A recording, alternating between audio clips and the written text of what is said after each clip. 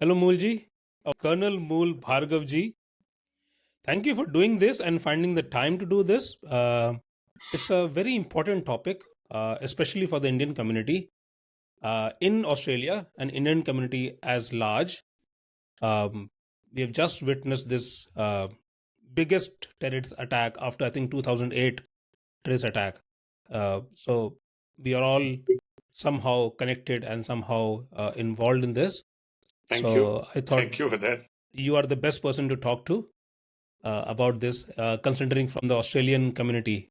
Um, so before we start, like, would you like to give Yeah, sure. some background? I am originally from India, and I did my economics honors from Delhi University, and then joined the Indian Army as second lieutenant. And I served the Indian Army about for 22, 23 years, and then retired from the rank of colonel. I took my premature retirement in October 2011. Then I was in corporate for 2 years or so before I came to Australia in 2014. And I came to Perth, so I'm a Perthian in Australia, and I've been working for the public sector in the education department for some time. And now, yeah, I keep interacting with the community here in various roles. Currently, I'm also vice president of Indo Council Western Australia, and I just like to speak to friends on various issues. That's good. That's good. So we are focusing on the recent Pahalgam attack or terrorist attack in Pahalgam, Jammu and Kashmir, India. But for the Australian listeners unfamiliar with the region or the incident, can you paint a picture of how Pahalgam is and what has actually happened in the terrorist attack? Now, even today, as world, even facts are with perspective. So it is my opinion and perspective of the Sure. facts. I was in Pahalgam this Christmas, 24, 2024. I was in Pahalgam. I was in Kashmir. A very good friend of mine is the general officer commanding of in one of those formations there, and his deputy general officer commanding is also a very good friend. So I was on their invitation there. I spent good about 3-4 days. I have been in Kashmir before in operations and in logistics supports for many years. In 90s, that time the situation was very bad, of course. Now this time when I went there, and I went to almost all popular tourist places nearby. That is main city Kashmir, Lal Chowk, Dal Lake, Pahalgam, Gulmarg, and all. And I interacted extensively with the civilians there, with the civil population and businessmen. So one thing which I found had changed was that the common Kashmiris were very happy with inflow of tourists, peace, and prosperity, the money coming to them. I mean, they may be unhappy on issues, political issues like removal of Article 370, or not being happy with the current central government, or not happy with general presence of the defense forces there. But they were definitely happy to receive tourists because that meant money, prosperity, and peace and future for Kashmiri youth. So this is first fact. Now, second fact in term to the this attack which has taken place is just few days before this terrorist attack, and I won't name any country or any person, but some very senior general in uniform who actually is the de facto head of a nuclear state. He made a very irresponsible statement in which he called 1.2 billion Hindus from that point of view, almost 1,200 million, that is, you can say 50 Australias, Hindus, as an inferior race. Now, he said whatever he said, but unfortunately, the media, especially the Western media, did not squeal a word about that. Imagine a general in USA or in Australia or in some other country or in England saying that so-and-so is an inferior race. How much hell will break out? Or today, an Israeli general making a statement saying Gazans are an inferior race. But this gentleman who is in uniform, serving, making this kind of statement. So that is another fact. Now, third thing which has happened, actually, I'm coming to the incident itself. And in my opinion, I think taking a clue from this dog whistle from this general, jihadist terrorist, inspired by that superiority of Islam over Hindus, which he quoted, so-called, they sneaked into Pahalgam with help of locals and went to those tourists, identify them on the basis of their religions in the most humiliating manner by telling them to remove their pants and undergarments, to check their genitals before killing them in front of their wives and kids, traumatized, crying, wailing women and children. In cold blood, they shot them. 26 tourists were killed, singularly signaled out, identified on basis of their religion, and killed in cold blood from close range, shooting in head, shooting in chest, like that. Now, most probably, and they were told, those tourists were also told that you recite Islamic prayers. And if they failed to do so, they were killed. Now, this is a twisted, I don't know which kind of twisted form of a religion. I will not go into that detail because I am not a religious expert.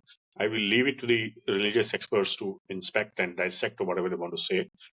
But me, as a common Indian Hindu or citizen or a human, I'm angry, I'm sad.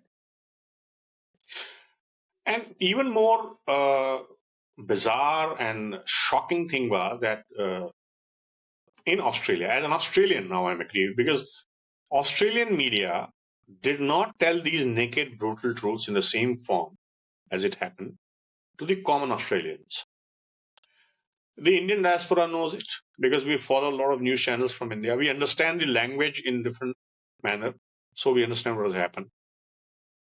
But somebody has a responsibility in Australia to tell the common English-speaking non-Indian Australians, those who understand only English, because their window of information to the world is through these media channels. These media channels did not report the brutality of the attack. They did not report this fact that people were killed selectively based on religion in close range by the terrorists. They may use words like gunmen if they want to use it, but they should tell that these tourists who were killed were identified based on their religion, were killed because they were Hindus or they could not recite Islamic prayers.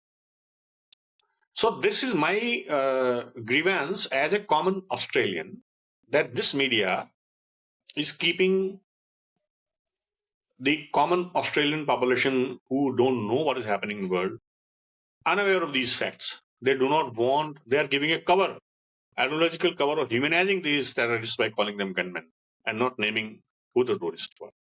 So that is another fact. So that pretty much what I want I'm saying for now. Anything else you want me to add here? No, that's good. That's good. You gave a brief of what was happened and what we are following. Yeah. One thing I would like to ask you is that we have seen a similar incident in the 7th October attack from Hamas to Israel. Kidnapped 250 where the people. Hamas terrorists breached the borders, started killing the people near the border and went back. In this case, kidnapped 250 people and 200 more than those, including women and children. But the attack was concentrated near the border. In this case, the terrorists have walked hundreds of kilometers or moved hundreds of kilometers from the border to attack tourists, find this place and attack tourists. Now, for this, somebody has to understand the terrain, culture, history, and population of Kashmir. It is not as simple as that. This is not first attack which has happened in the hinterland of Kashmir. Terrorists have even traveled to a city called Mumbai or Delhi or Bangalore, which is thousands of kilometers away from those places, and executed bomb blast, killed people. So they even traveled to New York and hit Twin Towers. They even hit uh, trains in in London, Glasgow, and all. Terrorists not necessarily travel on the same day when they don't have an itinerary. You know, so to think that they just came one fine day and attacked Pahalgam, no, that must have been planned, and no planning takes place without some kind of internal support. And they have support in Kashmir, which I said in the beginning is limited. Most Kashmiris don't want it, but even then, as we have radical fundamentalists on the other side of the border or in various places in the world, we do have within the country also. So it is possible, I mean, this is my theory, that some came from outside, or they may already be inside Kashmir for some time, waiting for the tourist season to begin, and some internal, local people helping them around to stay. Because, see, population on both sides of the border is same. If somebody who is not cannot speak same language or not look like, he can be identified easily. But in case of Kashmir, the population of India Pakistan is almost same.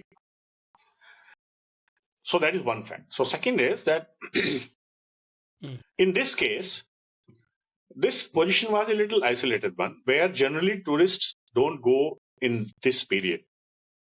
That is what the government has stated. So I'm just telling that what the government of India or local state government has stated. But what happened? The local tourist operators started taking bookings, and tourists came to this spot. This spot is away from road, and that was happening for some time. So I presume that information, and there was no security because it was not supposed to be open to the tourist by now, which I think is a lapse on part of the security somewhere.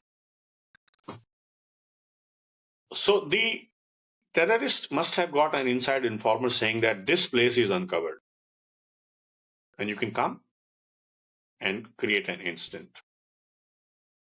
So this may have been, planned very well, or this may be a little spontaneous thinking. Okay, there's no last 2 days, there's no security forces, but hundreds of tourists coming, so you can try your luck.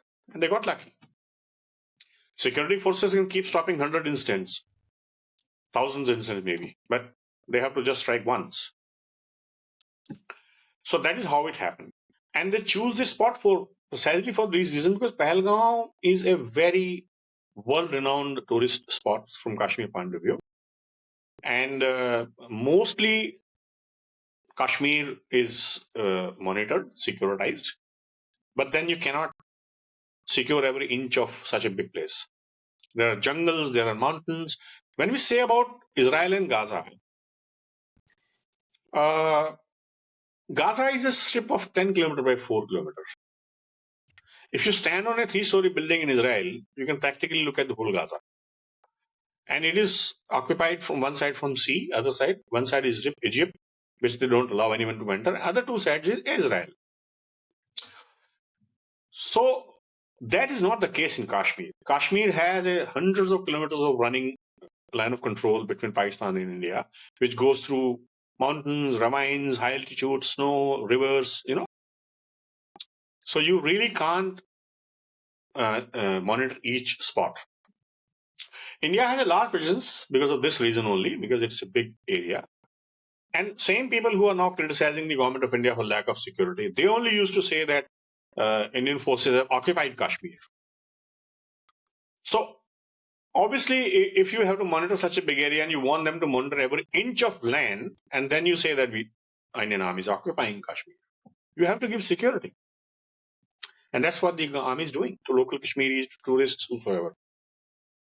So this is, the theory. There are some facts, there are some presumptions. The investigation is on. We will know if and when some people get caught and some information comes out. So you mentioned in your initial brief about the terrorist attack Yes. that, according to the survivors, the terrorists singled out the men, asked their religion before shooting the Hindu men. And then some tourists also said that they were asked to recite the Islamic verses of Kalma, and they had to unzip and show their genitals before they were identified and killed. What does this religious targeting indicate? And is this a new phenomena in Uh, the terrorist it is, firstly, it is activities not in first time Kashmir? Or and it is not new. This religious killing, and it is not, restricted to one religion or the other. We know religious has been a very divisive issues over the years. And for last 70, 80 years, the world has been seeing resurgence of Islamic fundamentalism, fueled by some twisted logics and some, international geostrategic issues, reason, whatever we can say. But identifying on the basis of religion and killing people has happened in India in many places. So you will be surprised. In 1971 war, the Pakistani army was doing this to Bangladeshi Hindus. There are hundreds of pictures where Pakistani army is telling them to pick up or loosen their lungis, because Bangladeshis wear lungi, and see if they are circumcised or not before shooting them. This has happened in history also. This we had invaders coming all the way from, Middle East and Central Asia, who came not only to India, they went to many other places also where they uh, did this kind of religious cleansing. You belong to Sikh Panth, and Sikh Panth was a great sufferer at hands of these people. They fought very bravely, but they were killed because of uh, religious identity. So that was in the past. So now, recently also, if you see, even in Kashmir, Chhatasingpura, Sikhs were identified and killed by the terrorists. In Punjab, it happened other way around. Some Khalistani extremists, there were incidents where they told people to come out from buses or trains, yeah, and then differentiate between their religions and kill. Generally, the radicals do this to fuel religious hatred between communities. Because when they do it, they expect a reaction from the other side. And especially if say, for example, in India, if the Muslims or Sikhs are vulnerable and they do this thing to a majority, Hindus are in majority in India. So they think that, and it happens, then they extract some kind of, reverse action, which gives them a base to propagate their fear, which they want to produce in the minds of their own community, that, see, they are killing you. Sometimes they are successful. Mostly in case of India, they are not. Because people are very resilient. So, to summarize, it has been happening in history, it has happened in recent past, and it is happened now. And this can happen from any community to any. The another peculiar or terrifying aspect is that the terrorists killed only men. They did not kill the women and children, but they told them, say, go and tell Modi, the Indian Prime Minister. Why do you think? No, so I was just saying that. Why do you think they did not say go and tell army or go and tell the JNK Chief Minister Omar Abdullah? Why Modi? And what does this aspect signify? What I know from their previous behavior, this is a little new, but what I know, what some of the sources from here and there are telling me, that this was a clear attempt at, seeking a response from government of India. Some people are even calling it an internal ploy in the Pakistani forces, where they want to, we have seen a history of skirmishes between the Pakistani army and the political establishment. Now, some analysts or some strategic analysts also feel that this was, as I told you before, a general made a statement and this happened. So some people think that there is an internal exercise in Pakistan, that if there is a response from the Indian government, the Pakistani army find it easy to grab the power. They have not been able to do so, their last few generals, because the Western forces they're still resisting it. Big countries like America and Britain and NATO and all, that they did not want a democratic government to be overthrown in Pakistan. But if there is a warlike situation, it can be justified. That is one theory. The other theory is that the jihadi terrorists, which do it in the name of Islam, they have a general hatred for as Hindus, and Modi today has become symbolic of Hindu resurgence. For whatever reason, international media has pictured him that way, which I feel that is not right. He's been working in a very balanced manner. But then, sometimes media draws a picture and people believe it. So it is possible that it was a sheer hatred towards Hindus that they wanted a response from the symbol of Hinduism today, that is Narendra Modi, and to say, okay, we challenge you, do whatever you want to do. They know Omar Abdullah cannot take action against them because Omar Abdullah, as it is now union territory, he doesn't have any forces in his hand, and that doesn't serve their purpose. To draw a conflict between India or Pakistan or Hindu or Muslims, whatever way they were challenging. So to me, it seems like this. And not killing women and children is just incidental. They could have easily killed any of those.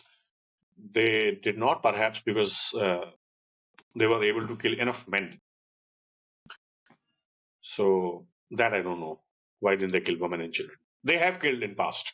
Not that they are too considerate about women and children. No, they're not. I've read some reviews and some reports saying that this not killing the woman is the same as the earlier practices which happened during the 1990s rise in insurgency, where they killed or told the Hindu men to leave Kashmir, but they said for the woman to stay back. It will be difficult to draw a parallel because here they were not in a position to take those women as they did in Israel. And I'm talking about general fundamentalists, jihadi fundamentalists. They did this thing in Israel. They captured women and raped them and took them there. But in this case, they were not in a position to do so because they could not have, they were just 4 and 5, reported 4 5, maybe a little more standing somewhere in support. So they could not. So that is, as much they would have wished to do so, but they were in no position to do so because they cannot carry these women 70, 80 kilometers. And that also, this area was 4 5 kilometers away from road. So that is next to impossible. The situations are different, so I don't think so. We have been the intention. So now that that attack has gone and the security forces are cleaning the area, they've killed 2 or 3 terrorists. What is the feeling in the people of Kashmir, the locals? Are they with the terrorists or supporting the terrorists? Layers, are they supporting the Indian state, or are they neutral, saying staying mum and despite just may not be anything? wanting to get associated with the government policies, don't want violence. Because violence drives away tourists, and tourists is a big source of income for local Kashmiris. So that is one aspect of it. Second is that to say that no one is supporting terrorism or nobody is supporting this violent this thing is not right, because there are religious radicalized people on both sides of the border. And obviously such a big incident cannot happen without local support. But everywhere in a terrorist or insurgent area, this is a common phenomenon. Locals always go with the power of the gun or power of in the gun or whatever you say. They are scared of their own lives, most of them. So they prefer to stay mum. They just stay quiet. But what information I have from my own friends and sources and whatever you can say, in last few years, local Kashmiris have been joining in intelligence feedback to the forces in a big way. They don't let these terrorists operate freely. And I'm sure after this incident, there may be some fear now, but again, there will be uprising against the terrorism in Kashmir again, which has been happening, but now it will be even more because, see, in any area, like I was northeast of India also, there was a kind of a unwritten agreement between the insurgents and local people that they will not burn bridges, touch bridges, because bridges were lifeline. And they didn't for 50, 60 years. Then somehow, somewhere, somebody there were two groups and one group started burning bridges. That is a decade or so ago. And that's how the locals went against them. And then information started streaming to the local forces. And terrorism is today eliminated from Northeast almost, except Britain and Manipur, what is happening there.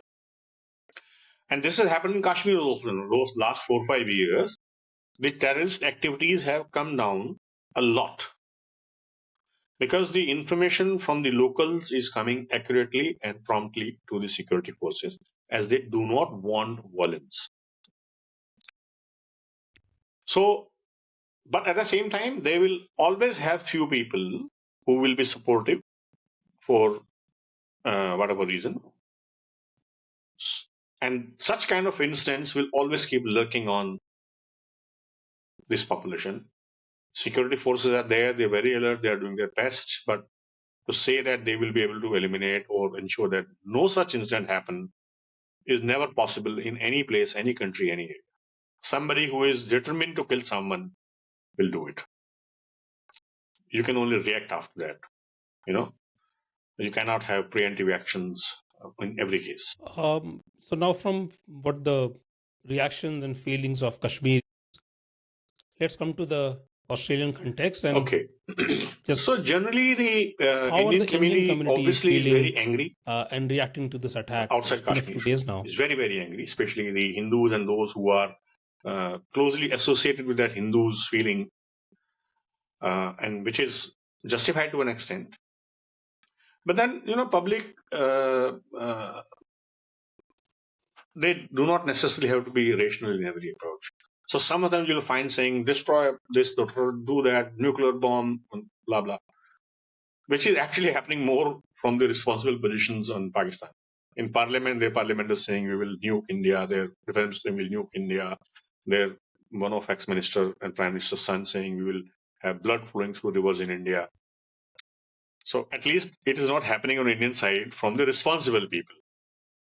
You will find such a sentiment in public, in places. Mostly they are calm. The best thing about India today is that people have faith in the central government. People have faith in Narendra Modi and his government, that they do what is best for their national interest. They do it firmly, they do it for sure. And they are quite confident, general public in India, that anyone who has done this act of terror and people who have supported this terror act will be given a befitting reply soon. And what I can see and hear in news and the activities which are going on in inside also, the government seems to be going on that line, working in a deliberate manner to prepare a response. The only thing is they do not want a response which is hasty, which is immature or which is premature. Let's see. I really can't say what will happen and when will happen. Public is very, very annoyed, scared. It's not scared, I would say, but peeved and angry. So they have all sorts of reaction. Forget about India. I've seen here some young people from diaspora saying, "Why don't we just finish off, one particular country or something?" And I just laugh and say, as a soldier, I know the cost of war. War is an expensive business in terms of not money but life. So public, so they are confident, they are having faith, a lot of faith in the central government. And perhaps that is one of the reasons why these terrorists straight away challenged Modi. Because they know that he is a ray of hope to common Indians. So they maybe want to discredit him. Now, you talked about initially at the start, the reporting in Australian media about this attack. And what I've seen in my estimation is that Australian media has left, like they report less when it's a jihadist attack, be it the Sri Lankan attack in the Easter bombings or anywhere else it happens, Pahalgam attack. The reporting is very less and very short-lived. But if it's other way around, like in the Christchurch attack in New Zealand, it just goes on and on and on. Even in the Israel-Gaza, The initial attack was reported, but the moment Israel started attacking back, now it's always, that coupling is always there. Hamas You are did, but absolutely Israel is correct. doing And I more will this tell now. you with the relevant So, instance and, what do you think? quotes and Am I correct, examples. or is there something else going on? And I will tell you probably the reason which I think may be the case. Like,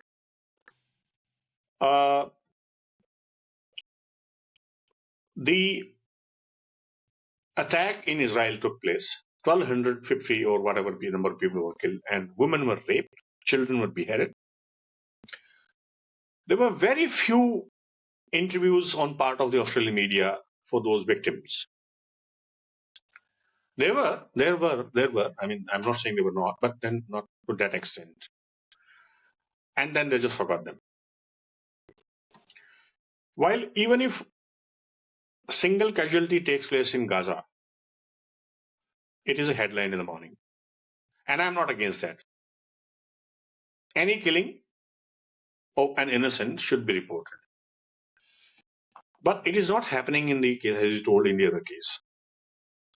Right? Now, it is a little baffling, and it is happening across the board. Same thing, like in the Kashmir case also, they have never reported that who was the perpetrators. I will give you, for the Christchurch attack, they were constantly using right-wing terrorist, right-wing extreme fascist. And I have actually written an email to ABC and BBC asking that, what is your definition of a right-wing? They have no answers. But they never use these kind of words for left-wing, or hardly you will find left-wing terrorist or something. Forget about left-wing. I'll give you a very beautiful example. Whenever they start reporting about India, and BJP, they start with right-wing Hindu nationalist BJP, right-wing leader Hindu nationalist Modi. Right? Now, BJP means Bharatiya Janata Party. That is Indian People's Party. There is no Hindu here. There is no Hindu here. There is not even a nationalism here. Right? And in the policies also, India has more population of Muslims than Pakistan. But they will not report anything without giving this adjective to the BJP. Now come to Pakistan. Pakistan's ruling party today is PML, Pakistani Muslim League, who clearly says we are pro-Islam, we are Islamists, we work for Quran. It's okay, their country. It is Islamic Republic of Pakistan. I have never heard one news channel in Australia or in any festival saying right-wing Muslim fundamentalist party. They have Muslim in their name. Pakistan Muslim League, ruling party in Pakistan. But they never mention it like this. They call Modi dictator, they call Putin dictator. I have never them calling any Arab sheikh as a dictator. There are no elections there. Somebody is holding an election, and there are some allegations that these elections are not happening properly or whatever. This happened in Australia also. This is state elections, WA. You will start terming democratic leaders as dictators. On the other hand, those who don't conduct election at all, and anybody talking about election is hanged in that country or beheaded, those people, I have never seen word dictator being put in front of them. Not even China. They never call Xi Jinping as a dictator. They never call any of the so-called kings. What is a king? King is a dictator.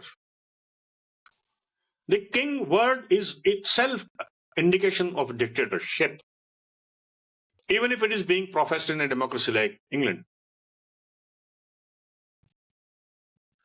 But they are very fond of calling, actually somehow, I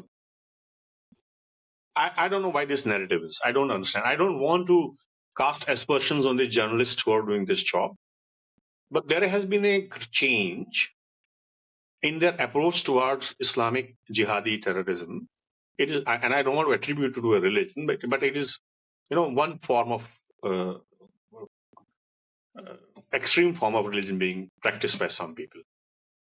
After the Charlie Hebdo attack, the international media seems to be scared to call a spade a spade.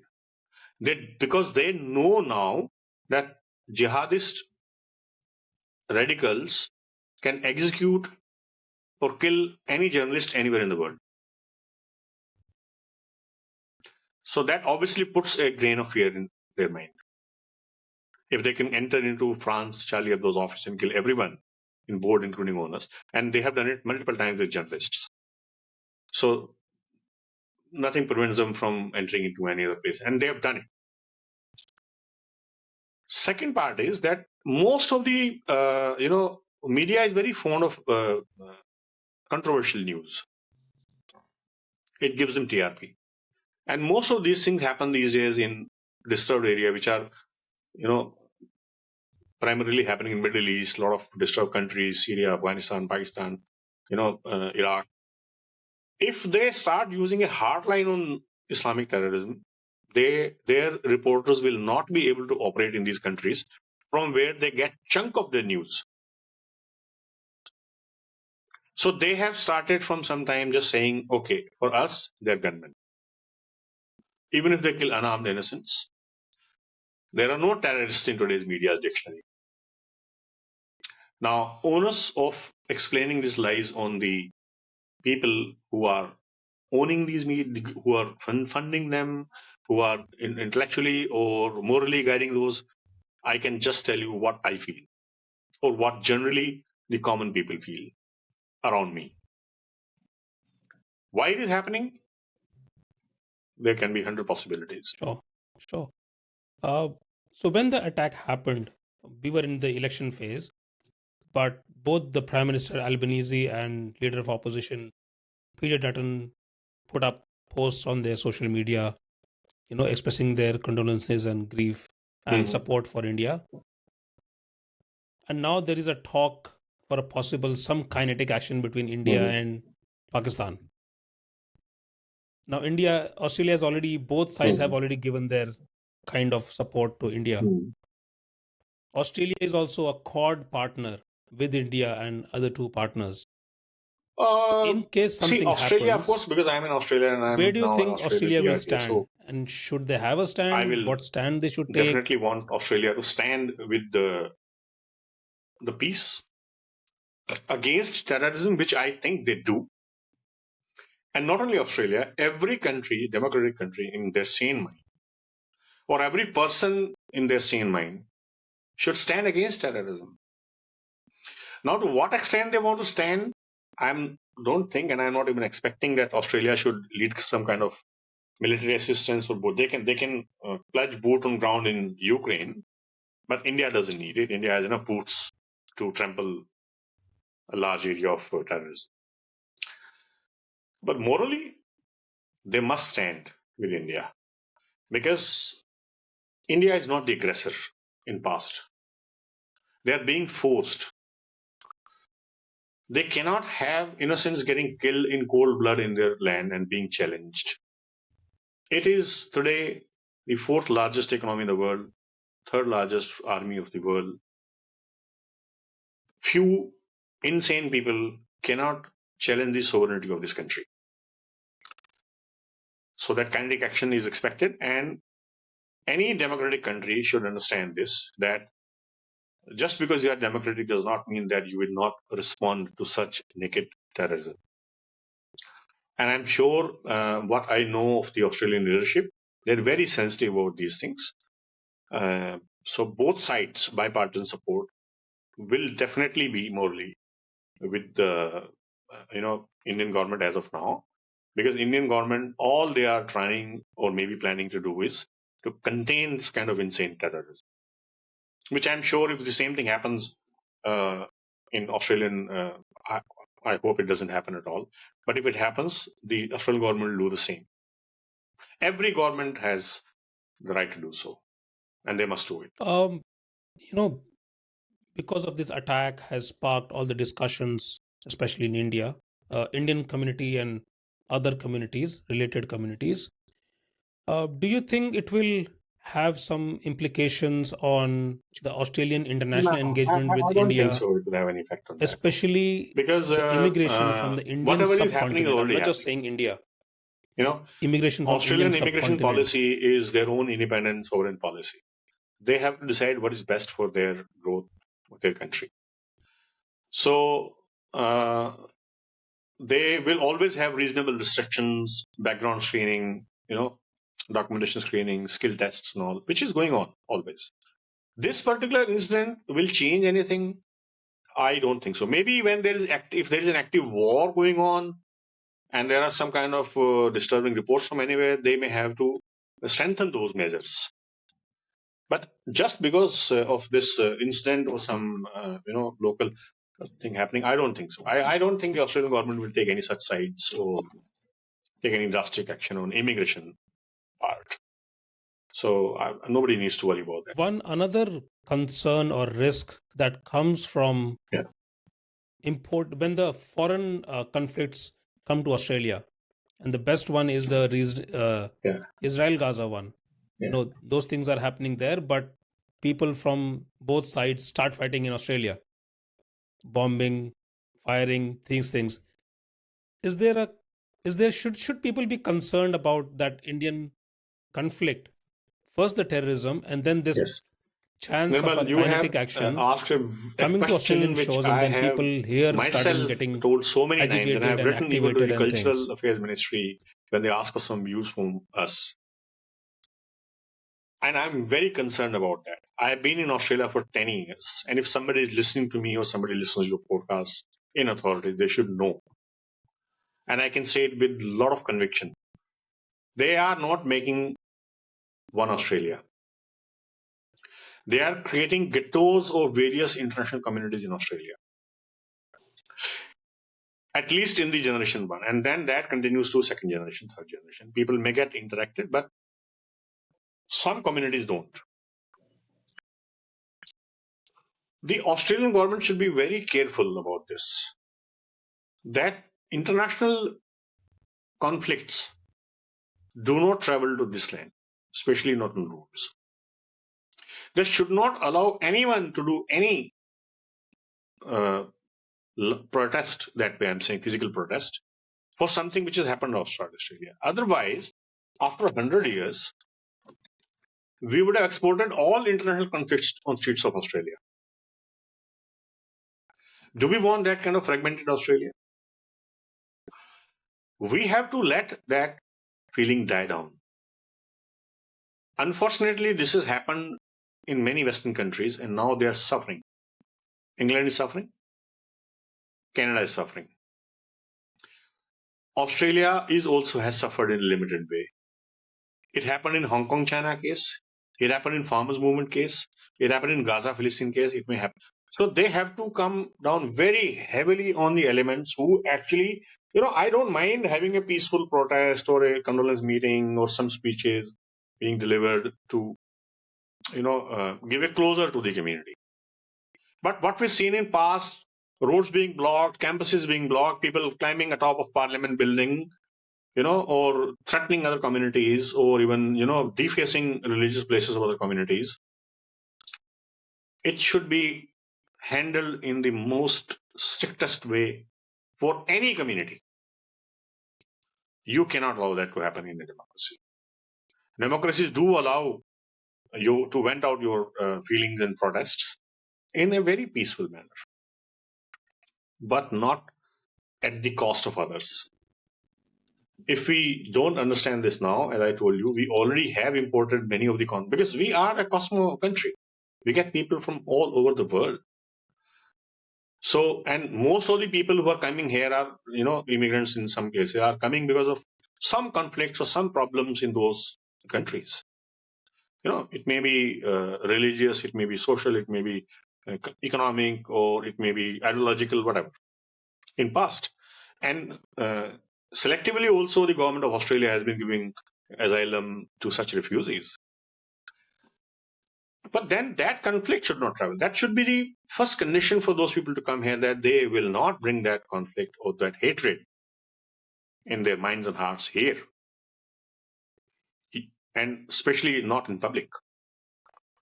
So, and I have written this to the. I didn't hear back from them, though, but I've given this in mind. You are trying to, and this is maybe electoral politics influences all this. That you want to fund every small little group giving some money, do this, do that, and then when you do that, they go into their own this thing. Stop giving it in that money funding to groups which are not adhering to these standards, and you will find it will vanish. You don't even need to take police action or against them. Just stop funding. And any criminal activity, take that criminal action. You know. So that's what I understand, and I'm very much happy if this happens to every community, including my own community. We are the ones who will not promote it ever. So we talked about the concerns and response from the Australian government. So I came in 2014, and since 2014 there have been a few terrorist attacks in Australia itself. The 2014 Lind Cafe siege, the 2015 Parramatta shooting where a person was shot, 2018 Melbourne stabbing, and recently now in the church stabbing in Wackele last year. So Australian people have seen many attacks in the last 5-10 years, but I don't see much interest or discussion on any terrorist attacks across the world which is happening outside, except for big ones like Israel, Gaza, and that's now turned into a war now, so that's separate. But I haven't seen much discussion in Australian community and people. I would say that is that so, or do you have you seen the same firstly, thing, or is it it not different only from peculiar to your Australia? General common people are worried about their day-to-day things. They are running about their lives. You know, not everyone has time, energy, or money, or knowledge, or resources to understand these things and discuss, or even interests. There will be very few in any community, who will be concerned about these things because they have exposure, they have a level of education, they have level of background. Like I'm from military background and I got interest in community activities. You are a journalist in your own kind. So I don't expect that this will be discussed on streets unless it is a big issue. That also happening across the border somewhere thousands of kilometers away. When it happens in Australia, if it is an isolated incident of one people, two people, any terrorist attack is dangerous. I'm not counting lives in number of, but I have to give an example. So it is discussed at national level for some time. Then state level, say for example, it happened in Sydney, so New South Wales people will be discussing it more. WA will not be that affected. Distance matters. It is a physical, it is a scientific fact. You must have heard the formula of EMC square that objects attract each other with the so it depends on the distance and the mass. Mass is the level of incident.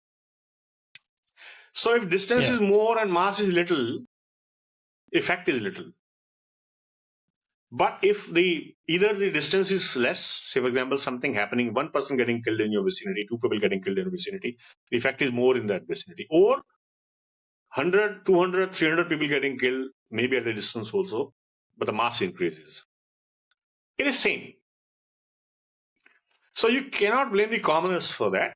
But for the authorities, they have to read a pattern even in small events. People in governance, intellectuals of the society, media of the society, they should not try to put it under the carpet, which I think is somehow a first part of some media houses, especially when it comes to, jihadist violence. They are very fond of using very loosely word like fascist forces, right-wing forces, blah, blah, blah. But they are very scared of using word. If you give me permission to add this, not that because I know a lot of Muslim friends. Most of them, as I told you, most of them are just peaceful. They just don't want to get involved in all this. They don't even know what, maybe like I don't know much about my own scriptures. So they don't even know much about their own scripture. They barely know few prayers, go and just ask for well-being from Allah, and they're happy with that. But then there are like I'll give you example of the ISI chief, al-Baghdadi, right? Or al-Jawahari. They were PhD in Islamic studies. Asif Munir, the chief of army of Pakistan, is a learned Malana. When they give such statements in name of Islam, I don't know anything about it. But then I get thinking that if somebody say that, and not they say they are recognized as scholars of a particular religion, and they say something justifiable in that religion which is not acceptable in modern society, who is right? A journalist who has never read Quran, or a journalist who never knows anything about Islam and saying no, this is the wrong form of one religion, or the man who claims to be authority on that? Very difficult question to answer. Very difficult question to answer. So, particularly, like, even if it is a single case, what we call a lone wolf, or somebody running over in a car and killing people, somewhere he has been radicalized by somebody whom he thought was well versed in that ideology, online or in neighborhood or wherever. All governments should strike on that radicalization of innocent minds. Not because youth is very vulnerable, 14, 15, 16 year old. Even the terrorists who came in, killed these guys in cold blood, they were all in their late teenage or maybe 20s, as the witnesses are saying. Nobody does these kind of things when they may be preacher, they may be ideologues, they may be leaders, but actual violence is always left for the youngs by radicalizing their minds. So that process has to be monitored, whether it is happening in community A or community B or community C, without putting those on the carpet or giving them some kind of filters. The authorities should be worried about that, concerned about that. Commoners will just keep worried about their day-to-day life, their jobs, their money, their children, their education, their careers, those kind of things. And that's actually right. They should not. If everybody start getting worried about these things, we will have a very unrested society. Yeah, fair enough. So, while towards conclusion, what would be your message to the Indian community in Australia So and my the Australian message to community the itself? Indian community is that any message, they should remain aware, you would like to say, but they should not remain unrested. There is a difference. You should know what's happening, but you should not unnecessarily become worried or angry or this thing about. Have faith in right authorities to do right thing. If we are worried, if we are aggrieved, I'm sure people who are actually required to give response to such brutal incidents are also worried. They're also accountable to somebody somewhere. So, overall, general Australian community, the message is same, that you remain aware and do not bring the conflicts which we left back at our home countries here on streets of Australia. That is not going to help. The very fact is that we, or most of us, came escaping from those conflicts. Why do we want to get it here now? Right? And authorities also should take care of this. That's what my general message is to people. Yes, that is a very big risk. And people were coming from Gaza after this conflict, and there were a few visas which the government had to cancel after giving them. So that raises a lot of concern for people who are following that. So yes, that's a very big concern. Yeah, but of course, anyone with a radical mind coming to my neighborhood from any community, we should be worried. Yes, but I think like your message is a very relevant one, and for us, I think it's a very good moment to close this conversation. Thank you for doing this. Thank you for finding time. I've seen a lot of and thank you for sharing your insights, both I've as a army man who has served in that area, but also now being in Australia. So, no, thank you, Nimal. Thanks a lot for this beautiful opportunity. yeah. Right. Thank you then. Thank you, sir. Thank you for all the time and insights.